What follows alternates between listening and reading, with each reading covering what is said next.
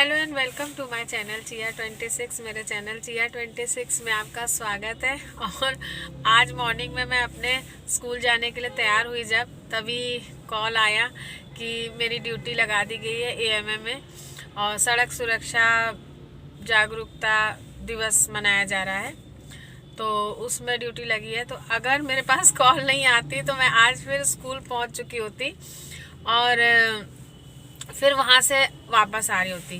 तो एटलीस्ट हुआ ये कि कॉल आई मेरे पास मेरे फ़ोन पे, मैंने कॉल रिसीव ही नहीं की क्योंकि मैं तैयार होने में बिज़ी थी।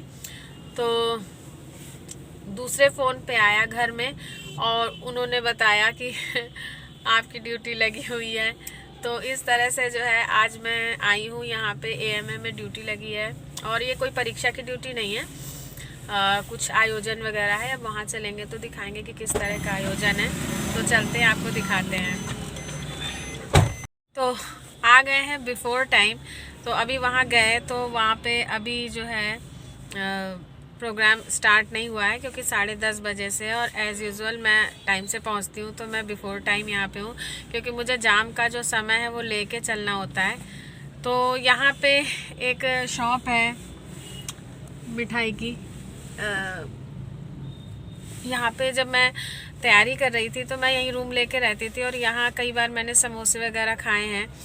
तो एएमए के पास में ही है, तो मैंने सोचा चलते हैं आज यहाँ कुछ नाश्ता करते हैं। तो भैया को भेजा है कुछ लाने के लिए कि देखो क्या लेके आते हैं। तो ब्रेड पकौड़ा मिल रहा है इस समय, छोला मिल रहा है, टिकिया मिल रही है आलू की, वो बेसन लपेट के। तो मैंने छोला नहीं खाया क्योंकि अभी पता नहीं कितनी देर वहाँ पे ड्यूटी में बैठना पड़ेगा और ज़्यादा स्पाइसी खा लो तो फिर पेट में जलन होने लगती है और भोजन कर नहीं पाएंगे क्योंकि वहाँ पे ऑडिटोरियम में टिफ़िन तो मैं लाई हूँ क्योंकि स्कूल के हिसाब से मैंने टिफ़िन तो अपना पैक किया था, बट वहाँ खाना खाने की जो है संयम नहीं बन पाएगा। तो इसलिए जो है कुछ खा के तब वहाँ बैठेंगे तो सही रहेगा। तो वही टिकिया मंगाई है, टिकिया खाते हैं और उसके बाद में चलते हैं। ठंडी भी है क्या? तो ये आ गई है टिकिया विद चटनी और देखने में अच्छी लग रही है और हल्की गरम है, मतलब बहुत गरम नहीं है, हल्की सी गरम है। तो चलते हैं, टेस्ट करते हैं कैसी है।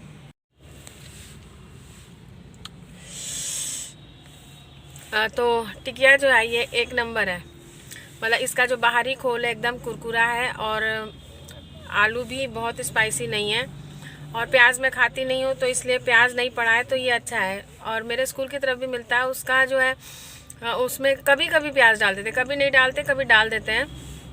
तो कटा हुआ कच्चा प्याज आलू में मिला देते हैं, बट इसमें प्याज नहीं है। और चटनी भी बहुत टेस्टी है, जो सूखी आम की कली होती है उसको पीस के बनाई हुई चटनी है।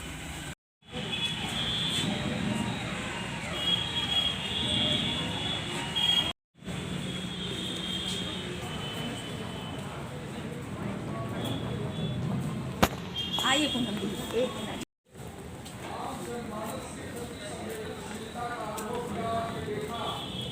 सड़क दुर्घटनाओं के कारण कुछ पीछे से उधर भी बैठ जाए, इधर खाली खाली है। सड़क दुर्घटनाओं के कारण हमारे युवा साथी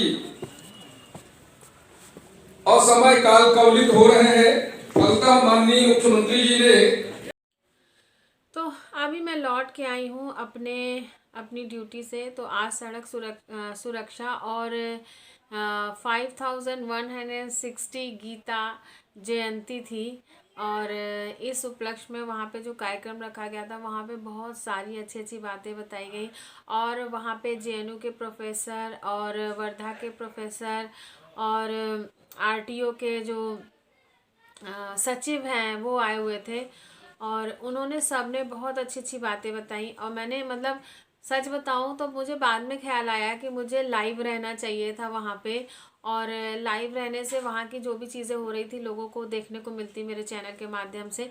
बट बाद में आया ये ख्याल, नेक्स्ट टाइम अगर इस तरह का कुछ होगा तो मुझे लग रहा है मुझे लाइव आना चाहिए क्योंकि इस तरह की जगह पे पहुंचना सब लोग नहीं पहुंच पाते और बहुत अच्छे अच्छे मतलब चीज़ें बताई जाती हैं, बहुत अच्छी चीज़ें आप मतलब बहुत बुद्धिजीवी लोगों के बीच में आपको बहुत अच्छा ऐसा संदेश सुनने को मिलता है जिनको आप अपने जीवन में उतार सकते हैं। तो चलते हैं और देखते हैं कि क्या क्या बातें लोगों ने बताई हैं। और क्योंकि मैं वहाँ पे ना एकदम मंत्रमुग्ध हो गई थी, मैं एकदम सुन रही थी अच्छे से, फुल मूड में मैं सुन रही थी। मतलब इवन बहुत सारे लोग ना उठ के जाने लगे, बट मैं लास्ट तक, जब तक ये नहीं कहा गया कि मैं आधिकारिक रूप से कार्यक्रम के समापन की घोषणा करता हूँ, तब तक मैं वहाँ पे थी। और मैंने फुल जो है पूरा फुल टाइम वहाँ पे उसको एंजॉय किया, उस प्रोग्राम को, और बहुत कुछ सीखने को मिला। और जो मैं महसूस करती हूँ वो सारी चीज़ें वहाँ पे जैसे उधर से बोली जा रही हैं कि हाँ ऐसा ऐसा होता है, ऐसा ऐसा होता है। तो मैंने थोड़ी थोड़ी क्लिप्स ही सबके लिए हैं। आपको मतलब ये लगेगा कि और सुनना चाहिए था, जिनको पसंद होगा उनको। मैं ये नहीं कहूँगी कि सबको, हो सकता है मेरे वीडियो बहुत से लोग स्किप भी कर दें, बट ऐसे इंटेलेक्चुअल लोगों की बातें ना वो बहुत अच्छी होती हैं और आप उनमें खो जाते हैं। तो बहुत से लोगों की बातें हैं, आप एंजॉय करिएगा। चलते हैं वीडियो में। नहीं सेल्फी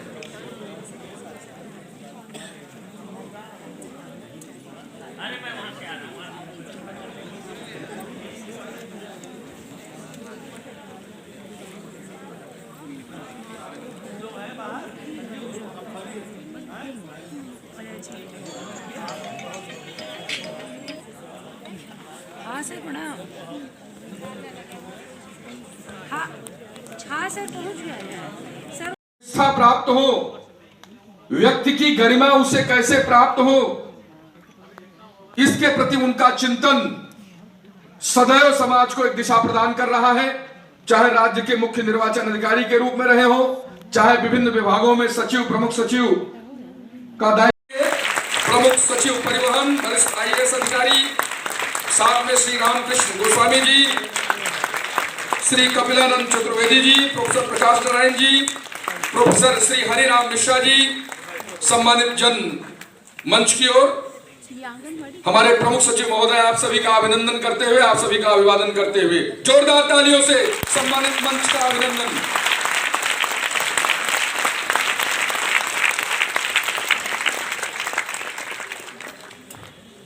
जिला प्रशासन की ओर से अपर जिलाधिकारी प्रशासन श्रीमान पांडे जी, यज्ञमय यंत देवास्थान धर्माणि प्रथमान्यासन्नः तेहनाकं महिमानः सचन्त जत् पूर्वेशाध्या सन्ति देवाः शुभम करोतु कल्याणम आरोग्यम सुख संपदम दुष्ट बुद्धि विनाशाय दीपक ज्योति नमोस्तुते, दीपक ज्योति नमोस्तुते, दीपक ज्योति नमोस्तुते।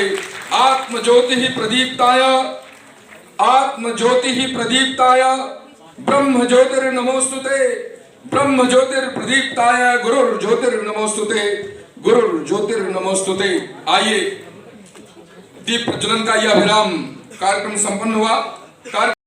और चौथा इंजीनियरिंग, वो इसलिए रखा गया है ताकि कोई भी दुर्घटना अगर घटित होती है कहीं भी, किसी भी राजमार्ग पे, सड़क पे, तो सभी जिम्मेदार विभाग अपने अपने जो कर्तव्य है, नैतिकता है, उसकी दायित्व की पूर्ति करें। एजुकेशन का ताकत सम्मानित मंच और प्रांगण में बैठे हुए प्रबुद्ध जन और मेरे भारत का कल का नवयुवक,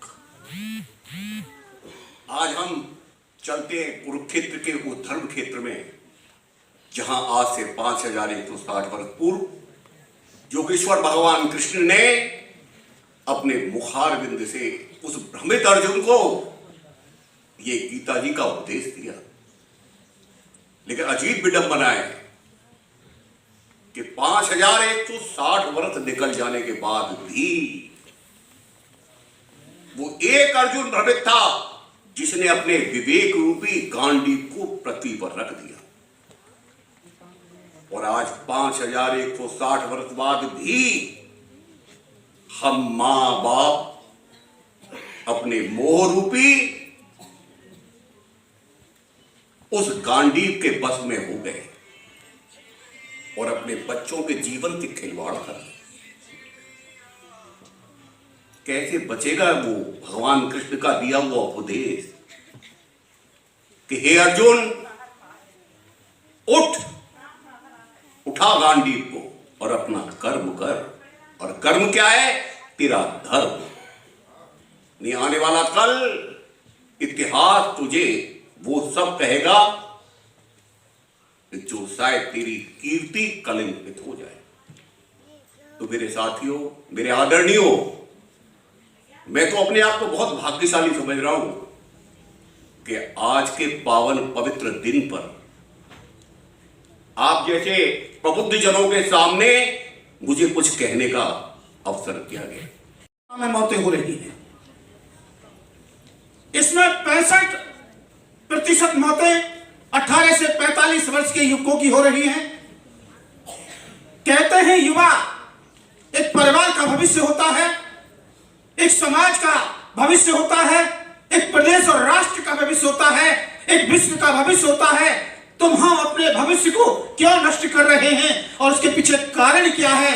जैसा कि बताया कि 85% मौतें सारथी के गलत आचरण से या उसके मन पर नियंत्रण न होने के कारण, तेज गति से शराब पीकर मोबाइल का प्रयोग करते हुए वाहन चलाते समय, वार्ता करते हुए या यातायात नियमों का उल्लंघन करते हुए हो रही हैं। तो ये 85% मौतों का कारण प्रतिवर्ष भारत के अंदर मनोरोग है,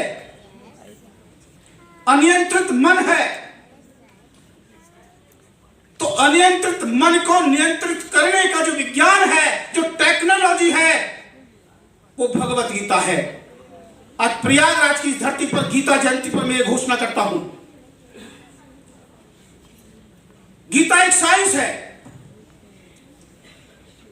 गीता एक टेक्नोलॉजी है, गीता एक मैनेजमेंट है, गीता एक पॉलिटिक्स है, गीता एक न्याय व्यवस्था है। और अगर इस विश्व को, इस भारत को, इस उत्तर प्रदेश को, इस प्रयागराज को अगर बचाना है, लाखों लोगों की मौतों को अगर रोकना है, घायलों को अगर रोकना है, आतंकवाद को अगर रोकना है, और अगर अराजकता, अन्याय और महिलाओं के साथ जो दुष्कर्म हो रहे हैं पूरे देश के अंदर, उत्तर प्रदेश के अंदर, उसको नियंत्रित करने का एक ही महायोग है, एक ही उपाय है, वो है भगवत गीता का कर्म विज्ञान। कई संगम में, ज्ञान कर्म भक्ति के संगम में, तो ज्ञान का सरस्वती नदी, यमुना भक्ति का प्रतीक और गंगा सतत कर्म प्रवाह, कर्म योग का प्रतीक है। तो मिश्रा जी कहने लगे कि गोस्वामी जी, इसका वर्तमान है शासन, प्रशासन, न्यायपालिका और उच्च शिक्षा में क्या महत्वपूर्ण रणनीति हो सकती है और जेएनयू की क्या भूमिका हो सकती है, जेएनयू की क्या भूमिका हो सकती है। मैं दिल्ली का जेएनयू राष्ट्रीय और अंतर्राष्ट्रीय मानव अधिकार के जो विषय हैं, न्याय व्यवस्था के जो विषय हैं, विश्व सुरक्षा शांति के जो विषय हैं, विकास, सस्टेनेबल जो डेवलपमेंट, यूएन का जो एजेंडा है, उस सबको लीड करने की क्षमता रखता है जेएनयू।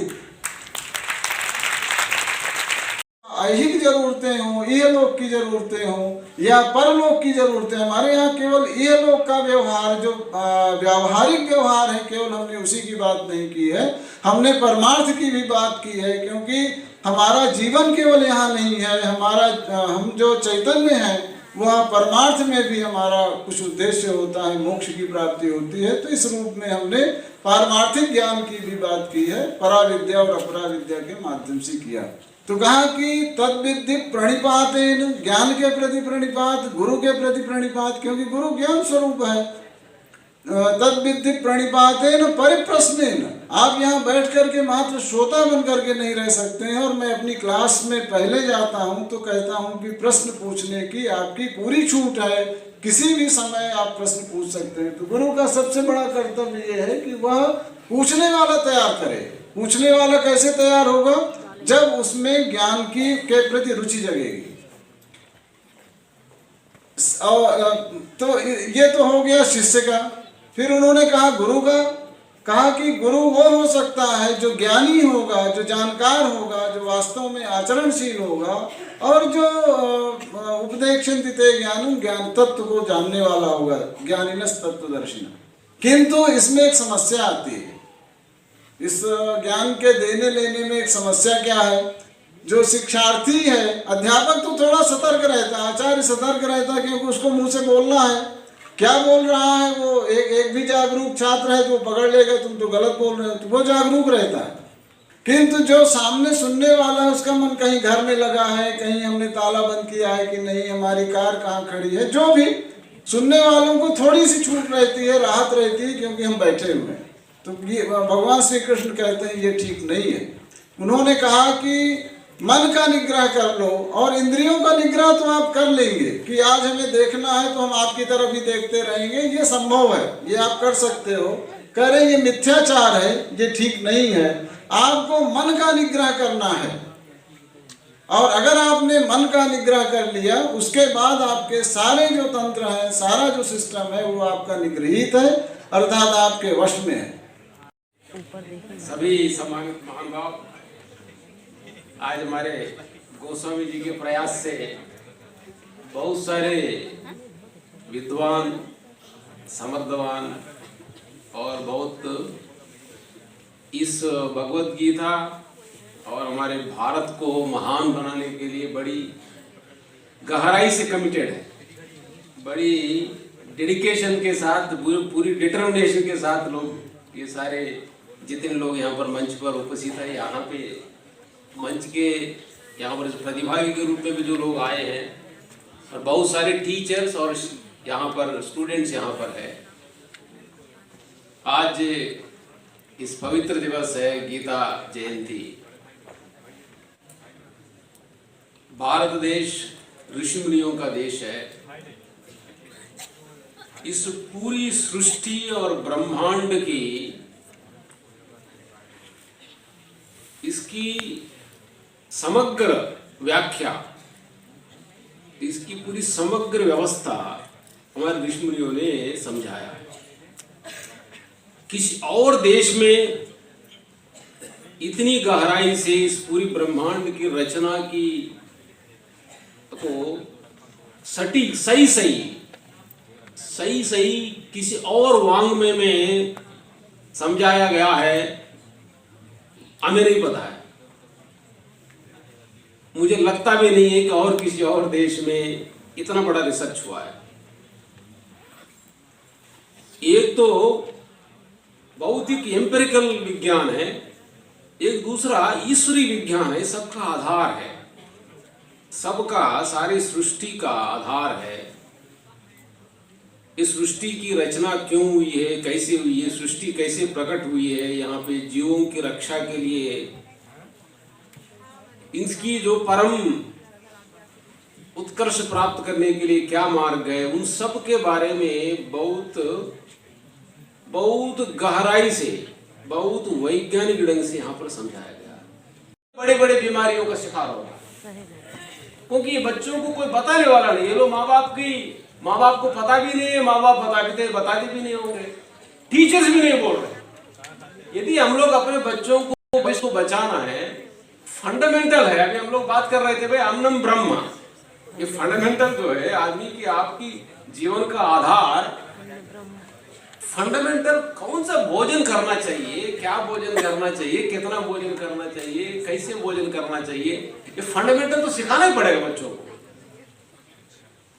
लोग क्या क्या खा रहे हैं, कैसे कैसे चीजें, ये कोल्ड ड्रिंक्स का इतना बड़ा प्रचलन है। बच्चे जो अपन कोल्ड ड्रिंक्स पीते हुए सिनेमा हीरो जो है, कहीं आकाश में उड़ते हुए दिखाएंगे, कहीं बस को पलटा के दिखाएंगे, उसी को देख के बच्चे सोचेंगे कोल्ड ड्रिंक पीने से हम भी पलट देंगे। जो लोग वास्तव में कोल्ड ड्रिंक पीते हैं वो सब खुद पलट जाते हैं, बड़े गंभीर समस्याओं का शिकार हो रहे हैं। लेकिन ये बड़ा दुर्भाग्य है कि ऐसे झूठ मूठ का क्यों प्रचार हो रहा है, और ऐसे झूठ मूठ के प्रचार से बच्चे कैसे शिकार हो रहे हैं, भाई इनकी कैसी रक्षा होगी। बच्चे छोटी उम्र में बड़ी बीमारियों का शिकार हो जाएंगे तो कैसे होगा इनका, कोई तो बताना ही पड़ेगा इसको। ये बहुत बड़ा संकट पैदा होगा।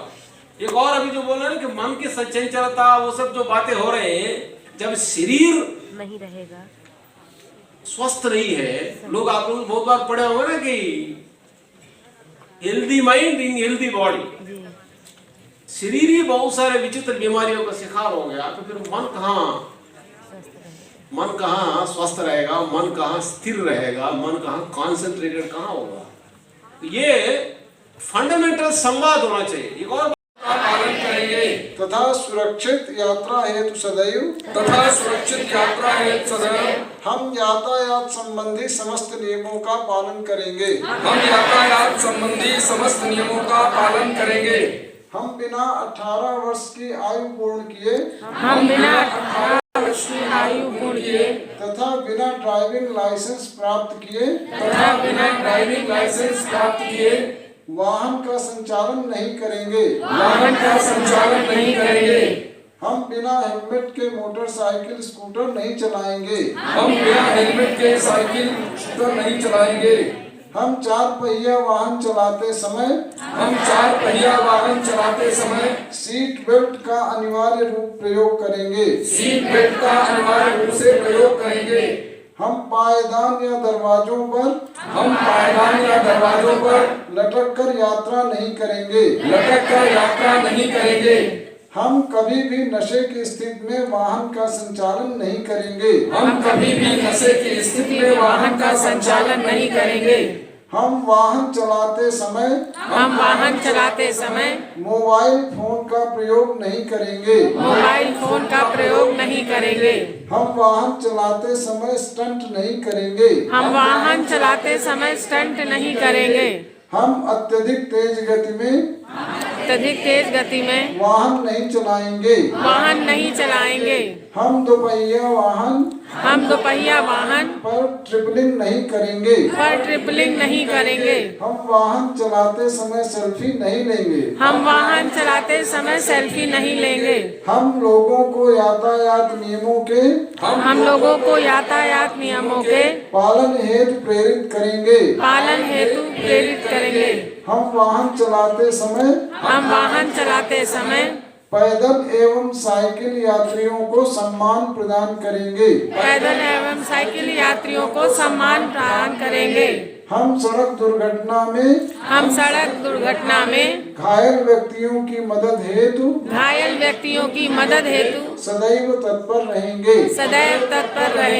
जय हिंद, जय भारत। भारत माता की जय। भारत माता की जय हिंद। कार्यक्रम की अगली कड़ी में हाँ और क्या।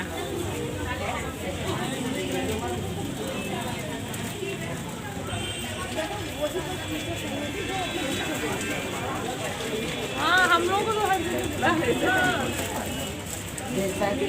तो ये था आज का वीडियो अच्छा लगा हो तो लाइक ज़रूर करिएगा और मेरा चैनल अब तक सब्सक्राइब ना किया हो तो प्लीज़ सब्सक्राइब करिएगा, बेल आइकन ज़रूर प्रेस करिएगा ताकि आपको नोटिफिकेशन मिलती रहे कि मैंने वीडियो अपलोड कर दिया है। Okay viewers, stay blessed and good luck.